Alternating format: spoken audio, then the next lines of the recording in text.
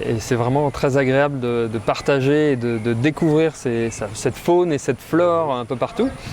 Qu'est-ce que tu pourrais dire sur le Costa Rica en général? C'est quelqu'un qui veut voir, ok, il a vu le cacao, mais Non, je peux découvrir. Venez, il y a des vols, dire non. Et non, moi je pense que. Qu'est-ce que pour toi, on peut découvrir en plus en venant au Costa Rica et qu'il ne faut pas louper bah voilà, vraiment que quelque chose que tu as envie de transmettre.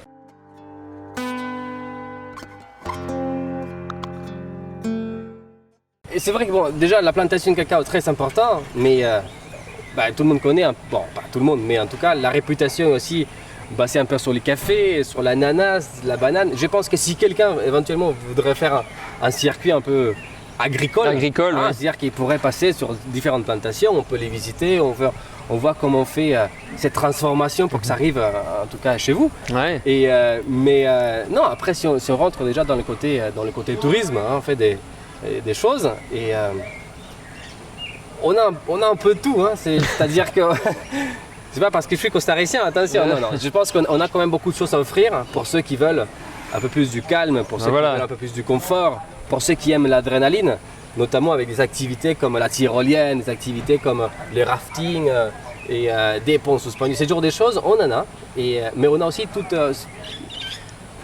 ces choix plutôt tranquilles, au niveau par exemple comment dirais-je, des hôtels plutôt calmes, et des circuits plutôt relax, et on a tout un tas de petites choses dédiées à différentes clientèles, pour ceux qui aiment faire la randonnée, pour ceux qui aiment faire du cheval. Alors au niveau des activités, je pense qu'il y en a pas mal de choses à faire. On a les côtes Caraïbes, on a une grande côte Pacifique, tout à fait, on a toutes trois chaînes et montagneuses, notamment la chaîne volcanique centrale, sachant que chaque volcan est un parc national.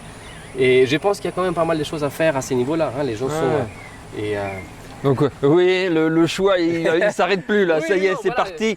Donc vous avez compris, c'est vraiment quelque chose à découvrir. Quand même. Je pense que c'est important de savoir qu'on ne peut pas faire le Costa Rica en une semaine. Je pense que déjà, on vient très loin et je pense qu'il y a encore beaucoup... Il faut faire des choix dans chaque voyage, mais c'est un pays à pas découvrir en quelques jours. Je pense qu'il faut aller d'une côte à l'autre, il faut visiter quelques montagnes, quelques volcans, et il faut prendre le temps, je pense, au lieu de faire juste une étape sur l'autre le plus vite possible. Je pense qu'il vaut mieux bien visiter une région que de courir après, essayer de tout voir et finalement peut-être pas grand-chose. Voilà. Donc ça, c'est sur ces bons conseils, ça c'est très intéressant. Qu'est-ce que tu aurais à dire à nos internautes, un dernier mot sur le Costa Rica par exemple? Je pense que le mot, ça serait de venez vraiment nous aider à continuer dans cette vision. Et beaucoup de choses, je pense qu'elles seront faites quand l'acheteur final, ce sera à vous. Si vous avez cette mentalité de venir dans un pays et vous aimez collaborer en fait avec cet esprit, je pense que c'est votre pays. Et on est bras ouverts pour que vous puissiez venir visiter.